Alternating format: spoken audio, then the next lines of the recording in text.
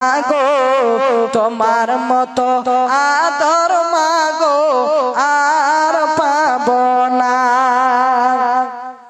মাগো তোমার মতো আদর মাগো আর পাব না। তুমি মরে গেলে মাগো আর দেখা পাব না। মাগো তোমার মতো আদর মাগো আর পাব না। মাগো তোমার মতো আদর মাগো আর পাব না। তুমি মরে গেলে মাগো আর দেখা পাব না। মাগো তোমার মতো আদর মাগো আর পাব না। 10 মাস 10 দিন পেটে রাখলে আরো কত কষ্ট করলে। 10 মাস 10 দিন পেটে রাখলে আরো কত কষ্ট করলে। আরো পোহাইলে মাগো প্রসব যন্ত্রণা। মাগো তোমার মতো আদর মাগো আর পাব না। মাগো তোমার মতো আদর মাগো আর পাব না। আমি তোরে গালি দিলে তবু ডাকো বাবা বলে।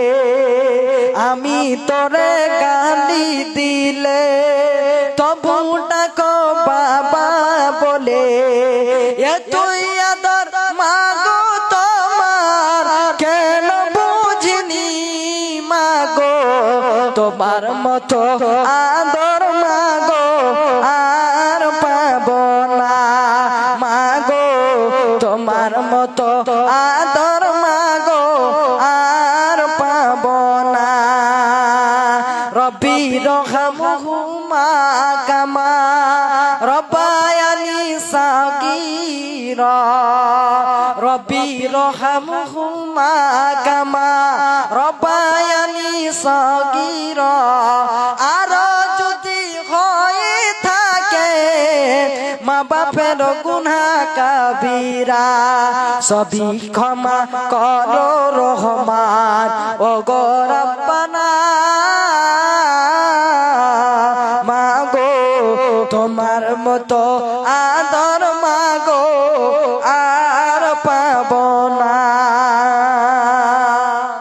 ভাইজান আমার, তারপরে আল্লাহ রাব্বুল আলামিন অন্যত্র জায়গায় যেন বলছেন, এখানেও আল্লাহ গোটা পৃথিবীর মুমিন বান্দাদেরকে যারা আমানু ওই সমস্ত বান্দাদের যেন বলছেন, ইয়া আইয়ুহাল্লাযীনা আমানুত্তাকুল্লাহ ওয়া কুলু কাওলান সাদীদা।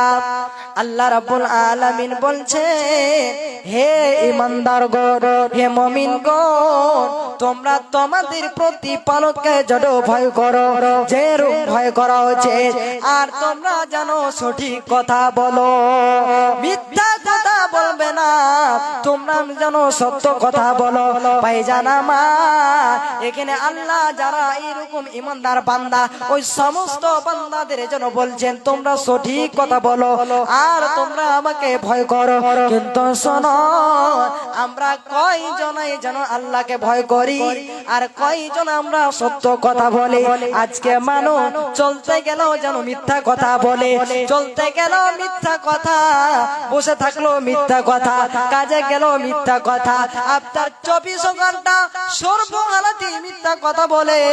আপনার ফোনের মাধ্যমে যদি কাউরির সাথে কথা বলে, আপনার কিনা মিথ্যা কথা দিয়ে বলে। কিন্তু শোনো, আপনাকে সঠিক কথা বলতে হবে, সত্য কথা বলতে হবে, কারণ আল্লাহ আমাদেরকে সত্য কথা বলতে বলেছে। আজকে যুবক বন্ধুরা খাস করে আপনার কিনা অনেক এইগুলো কাজে আপনার এইরকম পাপের কাজে লিপ্ত থাকে, কোথায় আপনার বাইরা হয়ে বেড়ায়, কোথায় আপনার যেন খারাপ কাজে লিপ্ত হয়ে যায়। হাস করে তারা না ভালোভাবে আল্লাহর ইবাদতে মগ্ন হতে পারছে, না আল্লাহকে ভালোভাবে ভয় করতে পারছে। ভাইজান আমার, হে মা জননী, আপনাদেরকেও ভয় করতে হবে। আর আপনাদেরকে একটা কথা বলতে চাই মা জননী, যে আপনাদেরকে যেন চারটা জিনিস ভালো করে করতে হবে। যেটা হচ্ছে এক নম্বরে নামাজ, এবং দ্বিতীয় হচ্ছে সিয়াম, এবং আপনার নিজের ইজ্জতের যেন রক্ষা করতে হবে, সম্মান করতে হবে। নিজের ইজ্জতটা অন্য পুরুষের সামনে যেন আপনার বিলিয়ে দিতে হবে না। এবং 4 নম্বরে নিজের স্বামীর যেন সেবা যত্ন করতে হবে, স্বামীর যেন ইজ্জত করতে হবে, তাদেরকে যেন কষ্ট দিতে হবে না। স্বামী কাউরির বাড়িতে যদি গরিব হয়ে গেছে, তাকে আপনার এত কষ্ট দেয়, তার প্রতি অত্যাচার জুলুম করতে লাগে, মা বোন স্বামীদের প্রতি অত্যাচার জুলুম করবেন না। আপনার স্বামী হয়তো 2 টাকা কম যেন ইনকাম করে, তবু আপনি স্বামীকে সম্মান দেন। আর একটা কথা আপনাদের বলবো, যারা এইরকম নিজের বাড়িতে বউ নিয়ে আসবেন, তারা যেন বাড়িতে বউ নিয়ে আসার পূর্বে বউ যখন দেখতে যাবেন, একটা সুন্দর ইমানদার এবং দিনদার মহিলা মেয়ে দেখবেন, যাতে আপনার বাড়িটাকে যা এসে জান্নাত করতে পারে। তবে মা বোনদের জন্য একটি কবিতা বলবো, মনোযোগ দিয়ে শুনবেন। ও আমার মা বোনদের বলি রে, শোনো কান ভরে। ও আমার মা বোনদের বলি রে, শোনো কান ভরে। স্বামী তোমার গরিব বলে, স্বামী তোমার গরিব বলে জুলুম করো না রে স্বামীর উপরে। ও আমার মা বোনদের বলি রে, শোনো কান ভরে। ও আমার মা বোনদের বলি রে, শোনো কান ভরে। স্বামী তোমার গরিব বলে, স্বামী তোমার গরিব বলে জুলুম করো না রে স্বামীর উপরে। ও আমার মা বোনদের বলি রে, শোনো কান ভরে। পৃথিবীতে অনেক রকম রয়েছে নারী, এক নারী স্বামীর প্রতি মুখ করেছে ভারী। স্বামী বলে বিবি তোমার মুখটা কেন ভারী, বিবি বলে আজ আমি যাব বাপের বাড়ি। ওরে বিয়ের পরে খাওয়া পড়া, ওরে বিয়ের পরে খাওয়া পড়া ঠিক মতো মোর নাই রে, থাকবো না তোর ঘরে। ও আমার মা বোনদের বলি রে, শোনো কান ভরে। পৃথিবীতে অনেক রকম রয়েছে নারী, এক নারী স্বামীর প্রতি মুখ করেছে ভারী। স্বামী বলে বিবি তোমার মুখটা কেন ভারী, বিবি বলে আজ আমি যাব বাপের বাড়ি। ওরে বিয়ের পরে খাওয়া পড়া, ওরে বিয়ের পরে খাওয়া পড়া ঠিক মতো মোর নাই রে, থাকবো না তোর ঘরে। ও আমার মা বোনদের বলি রে, শোনো কান ভরে। স্বামী বলে বিবি তুমি চলে যেও না, এবার থেকে খাটবো বেশি অভাব হবে না। বিবি বলে পাশের বাড়ির বউগুলি সব সুখী, সারা গায়ে পরে আছে সোনা গয়না দেখি। ওরে ওদের মতো আমার গায়ে, ওদের মতো আমার গায়ে সোনার গহনা নাই রে, থাকবো না তোর ঘরে। ও আমার মা বোনদের বলি রে, শোনো কান ভরে। স্বামী তোমার গরিব বলে, স্বামী তোমার গরিব বলে জুলুম করো না রে স্বামীর উপরে। ও আমার মা বোনদের বলি রে, শোনো কান ভরে। মা বোন, তাহলে স্বামীকে কষ্ট দিতে হবে না। আপনার স্বামী যদি গরিব হয়, যদিও 2 টাকা কম ইনকাম করতে পারে, তাদেরকে সম্মান করবেন, তাদের ইজ্জত দিবেন।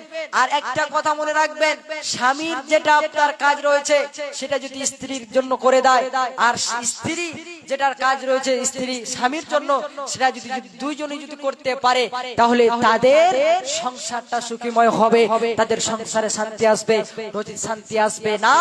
তবে বলছিলাম আল্লাহকে ভয় করতে হবে। আল্লাহকে যদি ভয় করতে পারে আপনার ঠিকানা জান্নাত হবে, আর আপনার ঠিকানা জান্নাত তো হবে হবে। কিন্তু পৃথিবী আপনার কত আপনার উপকারিতা পৃথিবীতে রয়েছে দেখেন। আপনি যদি আল্লাহকে ভয় করতে পারেন, আল্লাহ রাব্বুল আলামিন আপনার পৃথিবীর যত কাজগুলো আছে সমস্ত কাজগুলোকে আপনার জন্য সরল করে দেবে, সুবিধাজনক করে দেবে, এমনকি আল্লাহ জান্নাতের পথ সহজ করে দেবে। আল্লাহ বলেন তিলকাল জান্নাতুল্লাতী নুরিসু মিন ইবাদিনা মান কানা তাকিয়া। আল্লাহ বলেন আমি আমার বান্দাদেরকে, ওদের ওই সমস্ত বান্দাদেরকে জান্নাতের ওয়ারিস বানাবো, জান্নাতের মেহমান বানাবো, যারা আমার বান্দাদের মধ্যে হবে যেন এইরকম মুত্তাকি, যারা হবে আমাকে ভয়কারী। তবে ভাইজান আপনি যদি জান্নাতের মেহমান হতে চান, জান্নাতের ওয়ারিস যদি হতে চান, তাহলে আপনাকে যেন পূর্ণরূপে আল্লাহকে ভয় করতে হবে।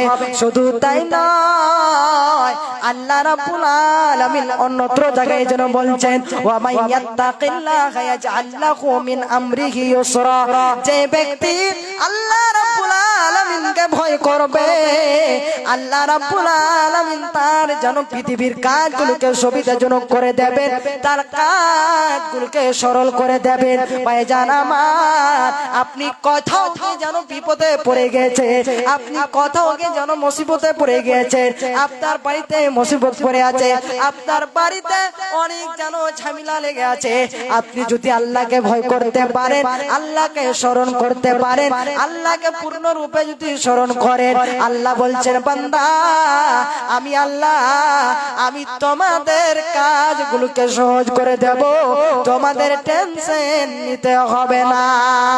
তাহলে আমাদের যেন ভয় করতে হবে। আল্লাহকে ভয় করতে গেলে পৃথিবীর কাজ সরল, আমাদের পৃথিবীর রাস্তা যেন সহজ হয়ে যাবে, এমনকি জান্নাতের পথ যেন সহজ হয়ে যাবে, আমাদের ঠিকানা যেন জান্নাত হবে। আর যদি আমরা আল্লাহকে ভয় করতে না পারি, যদি আমরা নিজে নিজে যদি গুনার কাজে লিপ্ত থাকি, তাহলে আমাদের ঠিকানা জাহান্নাম হবে।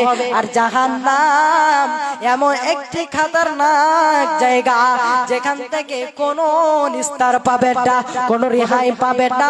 আপনাকে আগুনে পুড়তে হবে, আপনাকে যেন জ্বলতে হবে, সেটা ভোগ যেন ভয়াবহ খতরনাক। তাই আমাদেরকে আল্লাহকে পূর্ণরূপে ভয় করতে হবে এবং জাহান্নাম থেকে যেন বাঁচতে হবে, জাহান্নাম থেকে যেন আমাদের পরিত্রাণ চাইতে হবে। ভাইজান আমার, হে মাবুদ, আপনাদের বলি খুব ভালো মনোযোগ দিয়ে শুনবেন, কর্ণপাত করে শুনবেন। একজন আল্লাহ ওয়ালি নারী, একজন মেয়ে কেমন আল্লাহ রাব্বুল আলামিনকে ভয় করেছেন, কেমন আল্লাহকে ভয় করেছেন, আর ভয় করার কারণে পৃথিবীতে তার কত জন মর্যাদা, পৃথিবীতে তার কত জন উপকারিতা। হে মামুন, আপনাদের শুনুন, আপনারা শুনুন, বাপজান আমার, আপনাদেরকেও বলি যে একজন যেন এইরকম নারী কেমন করে আল্লাহকে ভয় করেছেন। হযরতে ওমর ফারুক, তিনি যেন একজন মুসলিম জাহানের দ্বিতীয় খলিফা, তেনার কাজ ছিল রাতে রাতে গ্রামে অঞ্চলে পাড়াতে যেন পাহারা দেবে। একদিনকার ঘটনা, একটি বাড়ির ভিতরে একজন মা যেন, একজন বয়স্কা মহিলা তার বেটিকে বলছে, বেটি দুধে পানি মিশিয়ে দে, দুধে পানি মিশিয়ে দে, দাম বেশি পাবি, দুধের পরিমাণটা যেন বেশি হবে, আর সকালে যখন দুধ বিক্রি করতে যাবে সেই সময় যেন টাকার পরিমাণটা বেশি হবে। দেখেন মা বোন, হে ভাইজান আমার, কেমন করেছে তার বেটি, কেমন করে আল্লাহকে ভয় করেছে, সে মেয়েটি আল্লাহকে কেমন করে ভয় করেছে। যখন তার মা বলে দুধে পানি মিশিয়ে দে, তখন তার মেয়েটি যেন বলছে, মা আপনি আল্লাহকে ভয় করো, কারণ আল্লাহ এবং তার রাসূলের কোনো কিছুতেই ভেজাল দিও না, ভেজাল দেওয়া যাবে না। এবং আমাদের খলিফারও হুকুম, হযরতে ওমর ফারুকের যেন আদেশ, ভেজাল দিতে যেন মানা করা আছে, ভেজাল দিও না।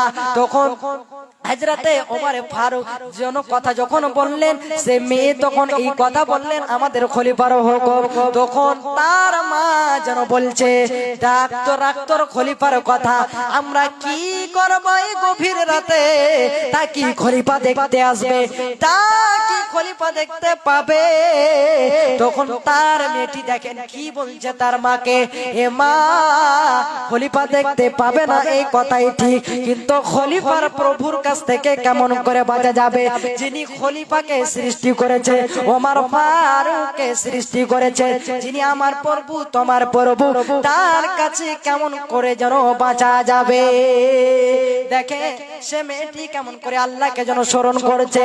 এই কথা হযরতে ওমর ফারুক তখন বাহির থেকে যেন শুনতে পাচ্ছেন, তিনি যেন অবাক হয়ে গেলেন, তিনি যেন অবাক হয়ে গেলেন। এবং তিনি বললেন যে এমনকি একজন গরিবের বাড়িতে, একজন গোয়ালির বাড়িতে যেন আল্লাহওয়ালি মহিলা রয়েছে, আল্লাহওয়ালি নারী রয়েছে। অতঃপর হযরতে ওমর ফারুক ওই বাড়ির দরজায় যেন একটি দাগ টেনে দিলেন। এবারে তিনি যেন বাড়ির দিকে রওনা হয়ে গেলেন। বাড়িতে এসে তার ছেলেদেরকে বলছে, বেটা রে, আমি একজন আল্লাহর কসম, আমি একজন ধার্মিকা বউ খুঁজে পেয়েছি, আল্লাহওয়ালি নারী পেয়েছি, তোমাদের মধ্যে কে তাকে বিয়ে করতে রাজি আছো? তখন তার ছেলে হযরতে আসিম যেন সম্মত হলো, রাজি হয়ে গেল। অতঃপর খলিফার নির্দেশে, হযরতে ওমর ফারুকের নির্দেশে তাদের বাড়িতে যেন লোকজন ছুটলো। অতঃপর তারা মা মেয়ে যেন বিয়ের কথা শুনে অবাক। অতঃপর অবশেষে তার যেন বিয়ে হয়ে গেল, খলিফার ছেলের সাথে বিয়ে হয়ে গেল। তাই ভাইজান আমার, অবশেষে খলিফার ছেলের সাথে ওই মেয়ের যেন বিয়ে হয়ে গেল, রাজার রানীতে যেন পরিণত হলো। কারণ একটাই যেন কারণ, আর সেটা হলো আল্লাহ রাব্বুল আলামিনকে ভয় করা, সেটা হলো আল্লাহকে স্মরণ করা। অতএব আল্লাহ রাব্বুল আলামিন যেন তাই বলছেন, ওয়া মাইয়াত্তাকিল্লাহা ইয়াজআল লাহু মাখরাজা ওয়া ইয়ারযুকুহু মিন হাইসু লা ইয়াহতাসিব। আল্লাহ বলেন, যে ব্যক্তি তাদের প্রতিপালককে ভয় করবে, আল্লাহ রাব্বুল আলামিন তার মুক্তির পথ বের করে দেবেন এবং এমন সূত্রে তাকে রিজিক দেবেন যার সে কল্পনা করতে পারেনি, কল্পনা করতে পারবে না। এবং আল্লাহ বলেন, যে ব্যক্তি আমাকে যেন আমার প্রতি যেন ভরসা করবে, আমি আল্লাহ, আমি তার জন্য একাই যথেষ্ট। এত ঘর কলির কারবার, মেয়েদের জামাতে কলার, ছেলেদের গলায় দেখি হার, কি ভাইয়া কি যাইয়া রে, দেখায় কি সুন্দর। এত ঘর কলির কারবার, এত ঘর কলির কারবার, মেয়েদের জামাতে কলার, ছেলেদের গলায় দেখি হার, কি ভাইয়া কি যাইয়া রে, দেখায় কি সুন্দর। এত ঘর কলির কারবার, মেয়ে হলো এখন পুরুষ, হাত লয় না চুড়ি, গায়ে নাই তাদের বেহলাওয়াজ, পড়তে চায় না শাড়ি। মেয়ে হলো এখন পুরুষ, হাত লয় না চুড়ি, গায়ে নাই তাদের বেহলাওয়াজ, পড়তে চায় না শাড়ি।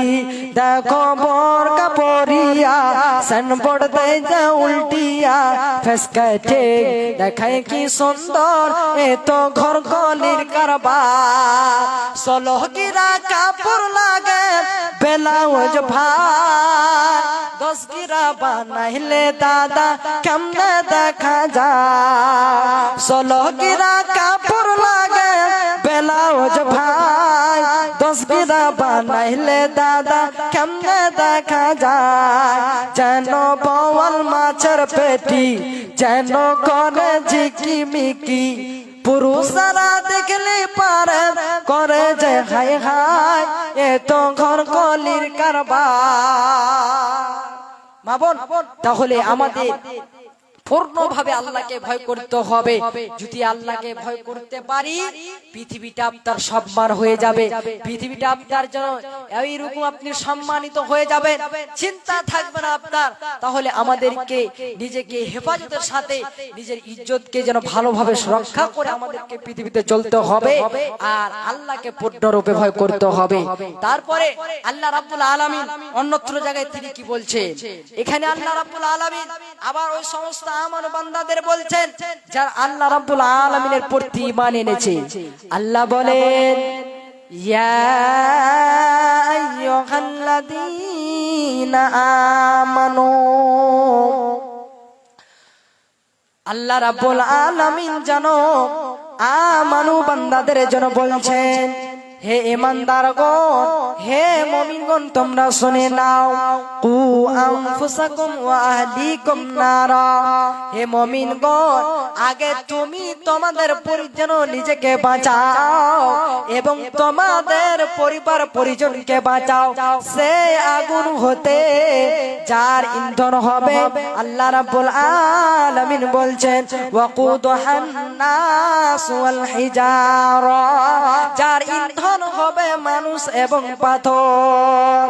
ভাইজান আমার, এখানে আল্লাহ রাব্বুল আলামিন সর্বপ্রথম যেন বললেন কু আনফুসাকুম, আগে তুমি বাঁচো, তারপরে ওয়াহলিকুম নারা, তারপরে তোমাদের ছেলেদেরকে বাঁচাও সে অগ্নি হতে সে আগুন হতে ওয়াকুদুহান নাস ওয়াল হিজারা, যার ইন্ধন হবে মানুষ এবং পাথর। আল্লাহ বলেন আলাইহা মালাইকাতুন গিলাজুন সিদাদ, যাতে নিয়োজিত আছে, যাতে নিয়োজিত আছে নিযুক্ত করা হয়েছে নির্মম হৃদয় কঠোর স্বভাবের ফেরেশতাদেরকে। আর আল্লাহ রাব্বুল আলামিন তাদের যা কিছু নির্দেশ দেয় মান এই দিকে ওই দিকে করে না, কিঞ্চিত পরিমাণ তারা যেন অমান্য করে না এবং যা করতে তারা দৃষ্ট হয় তাহাই করে। বাপজান আমার, এতে মুমিনদের পালনীয় অতি একটি গুরুত্বপূর্ণ দায়িত্বের প্রতি দৃষ্টি আকর্ষণ করা হয়েছে, আর তা হলো নিজেকে সংস্কার সংশোধন করার সাথে সাথে নিজের ছেলে মেয়েদেরকে সংস্কার সংশোধন করতে হবে, নিজের ছেলেদেরকে যেন বাঁচাতে হবে, নিজেকে বাঁচার সাথে সাথে নিজের ছেলেদেরকে বাঁচাতে হবে এবং ভালো তারবিয়া দিতে হবে, ভালো শিক্ষা দিতে হবে, কোরআনের যেন শিক্ষা দিতে হবে এবং জাহান্নামের জ্বালানি হওয়া থেকে বাঁচাতে হবে। এবারে তো আপনি কেমন করে নিজের ছেলেকে বাঁচাবেন, নিজের ছেলেকে কেমন করে আপনি জাহান্নামের জ্বালানি হওয়া থেকে বাঁচাবেন? আপনি জানো বেনামাজি বিশ্ব নবীজি বলছে যখন তোমার ছেলে 7 বছরের হয়ে যাবে তখন তুমি তাকে নামাজে নিয়ে যাও, নামাজের শিক্ষা দাও। কিন্তু আজকে আমরা দেখে দিজি যেন বেনামাজি, এমনকি যখন ছেলে 10 বছরের হয়ে যাবে তখন তাকে নামাজ যদি না পড়ে তাহলে তাকে আদবের প্রহার করো, তাকে আদবের জন্য কিছু পিটাই করো যাতে সে নামাজ কেমন করতে লাগে, নামাজ পড়ে। দিজিবে নামাজি আমরা ভালোভাবে 5 ওয়াক্ত নামাজি বান্দা হতে পারলাম না। এই যে রমজান মাসে কিছু আপনার মুসাল্লি বেড়েছিল, আপনার কিনা প্রথম তারাবিতে ওরে সুবহানাল্লাহ মসজিদে জায়গা দেওয়া যাচ্ছে না, তারপরে আপনার এই যে আস্তে আস্তে করে সব শেষ হয়ে গেল। কিছু যারা পূর্বে নামাজ পড়ে আসছে তারাই যেন নামাজ পড়তে থাকবে কিয়ামত পর্যন্ত, আর যতদিন বেঁচে থাকবে তারা। কিন্তু যারা এই মতো নামাজ পড়ছেন ভাইজান, আপনাদেরকে একটি কথা বলবো যে নামাজ ছাড়িয়ে নিয়তটা, নামাজ আপনাকে আদায় করতে হবে, যেটা আপনার মূল ইবাদত নামাজ, এটা আপনাকে ক্যাম্প করতে হবে। আল্লাহ আমাদের উপর ফরজ করেছে এবং নিজের ছেলেদেরকে বাঁচাতে হবে, আর আমাদেরকে আল্লাহকে ভয় করতে হবে, নচিত আমাদের ঠিকানা জাহান্নাম হবে। ভাইজান আমার, বন্ধু আমার, জাহান্নাম সম্পর্কে আমার আজকে বক্তব্য নয়, জাহান্নাম সম্পর্কে বলতে যাব না। তবে শুনুন, আপনি বলবেন যে অন্য বিষয় নিয়ে আপনি আলোচনা করেন, তাও শুনেন, এই আজকে যেন ঈদের দিনে আমি যেটা বিষয় আজকে চয়েস করেছি, যেটা আল্লাহকে ভয় করার, সেটা আপনাকে আল্লাহকে ভয় করতে হবে। ভাইজান, পৃথিবীতে আজকে আছেন, কখন আপনি মারা যাবেন আপনার কোনো গ্যারান্টি নেই, কখন আপনার কাছে বালাকুল মত চলে আসবে। তবে নিজের কাজগুলোকে আপনাকে পূর্ণভাবে আদায় করতে হবে, নিজের ছেলেদেরকে ভালো তারবিয়া দিতে হবে, নিজের ছেলেদেরকে ভালো শিক্ষা দিতে হবে, ভালো কোরআনের যেন তালিম দিতে হবে, এমনকি নিজেকে যেন কন্ট্রোল করে রাখতে হবে, গুনহার দিকে যেতে হবে না, আল্লাহকে ভয় করতে হবে। কারণ আল্লাহ আপনাকে সময় দিয়েছে, আল্লাহ আপনাকে এইরকম অনেক কিছু দায়িত্ব হিসাবে রেখেছে। আপনি যদি নিজ দায়িত্বের প্রতি অন্যায় করেন, ধোঁকা করেন, তাহলে আপনার ঠিকানা জাহান্নাম হবে, আপনি জান্নাত যেতে পারবেন না। আর পৃথিবীর সকল বান্দা যেন আপনার দায়িত্বশীল, আর কিয়ামতের দিন সকলকে যেন দায়িত্ব সম্পর্কে প্রশ্ন করা হবে। আল্লাহ পাকের নবী মুহাম্মদ রাসূলুল্লাহ সাল্লাল্লাহু আলাইহি ওয়াসাল্লাম বলছে, নবীজি বলেন, আলা কুল্লুকুম রাইন ওয়া কুল্লুকুম মাসউলুন আন রাইয়াতিহি। নবীজি বলছেন, ওরে আমার উম্মতরা, তোমরা শুনে নাও, তোমরা সকলেই যেন একজন দায়িত্বশীল, আর কিয়ামতের দিন তোমাদেরকে যেন নিজ দায়িত্ব সম্পর্কে যেন প্রশ্ন করা হবে। সেই দিন তোমাকে পুঙ্খানুপুঙ্খ ভাবে হিসাব দিতে হবে। এখানে বিশ্ব নবী মুহাম্মদুর রাসূলুল্লাহ আম হিসাবে, সাধারণ হিসাবে যেন বলেছেন, এবং তিনি তারপরে যেন নাম ধরে ধরে যেন বলছেন, ফাল ইমামুল্লাযী আলান নাস রাঈন। আল্লাহ পাকের নবীজি বলছেন, যারা ইমাম, যারা যেন এরকম গ্রামের ইমাম। এবারে ইমাম বলতে ওই সমস্ত বান্দাদের বলা হয়েছে, ইমাম বলতে ওই লোকদের বলা হয়েছে যারা গ্রামের বিচারক, যারা গ্রামের মূল মানুষ, যারা গ্রামের মধ্যে আপনার যেন আপনার গণ্য মানুষ, ওই বান্দাদের বলা হয়েছে কিয়ামতের দিন তাদের যেন প্রশ্ন করা হবে, বলো বান্দা বলো, আমি তোমাকে যেন এইরকম যেন গ্রামের দায়িত্ব দিয়েছিলাম, তুমি তোমার যেন গ্রাম তাকে কেমন করে নিয়ে চলাচল করেছিলে, যে দায়িত্ব আমি তোমাকে দিয়েছিলাম, যে জিম্মা আমি দিয়েছিলাম, সে জিম্মাটা তুমি নিবারণ করেছিলে কি না করেছিলে, সেই হিসাবটা আমাকে যেন বুঝিয়ে দাও। শুধু তাই নয়, বিশ্ব নবীজি বলছেন, যারা গ্রাম বাড়িতে যেন এইরকম বাবা হিসাবে রয়েছেন, যারা গার্জেন, কিয়ামতের দিন তাদেরকেও যেন প্রশ্ন, আমাকে যেন বাবা হিসাবে রেখেছিলাম, তোমার বাড়িতে ছেলে ছিল, মেয়ে ছিল, তোমার বাড়িতে স্ত্রী ছিল, তাদের তুমি কেমন শিক্ষা দিয়েছো, সেই হিসাবটা আমাকে যেন বুঝিয়ে দাও। ভাইজান আমার, তাহলে নিজ দায়িত্বের প্রতি যেন অটল থাকতে হবে, ধোঁকা দিতে হবে না, মা বোনদেরকেও যেন প্রশ্ন করা হবে, কিয়ামতের দিন নিজ সম্পর্কে যেন আপনাকে উত্তর দিতে হবে। বাপজান আমার, তাই আমাদের যেন কাজগুলো ভালো করে করতে হবে, যে সময়টা দিয়েছে সময়ের মধ্যে এগুলো করতে হবে, কারণ যখন মরণ আপনার চলে আসবে আর আপনাকে সময় দেওয়া যাবে না। কার ভরসায় আছো রে মন, কার ভরসায় আছো রে মন, কিসের করো আশা, একদিন তোমার গাড়ি বাড়ি ভেঙে হয়ে যাবে বাসা, ও তোমার গুনাহ দিন ফুরাইয়া যাইবে, যৌবনে লাগবে ভাটি, ওই যে দেখো ডাকিতেছে তোমায় কবরের মাটি, ওই যে দেখো ডাকিতেছে তোমায় কবরের মাটি। সন্ধ্যার আগে যেদিন ডুবিবে বেলা, সন্ধ্যার আগে যেদিন ডুবিবে বেলা, একে পলকে ভেঙে যাবে তোমার রঙেরই মেলা। কারো দিবা তুমি জরে ধমক, কারো দিবা তুমি জরে ধমক, কার মাথায় ভাঙবা লাঠি, ওই যে দেখো ডাকিতেছে তোমায় কবরের মাটি, ওই যে দেখো ডাকিতেছে তোমায় কবরের মাটি। খবর পেয়ে আসবে আত্মীয় স্বজন,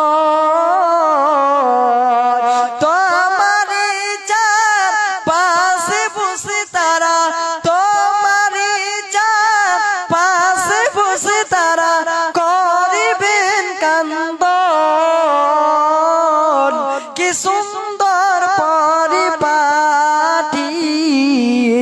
ওই যে দেখো ডাকিতেছে তোমায় কবরের মাটি, ওই যে দেখো ডাকিতেছে তোমায় কবরের মাটি।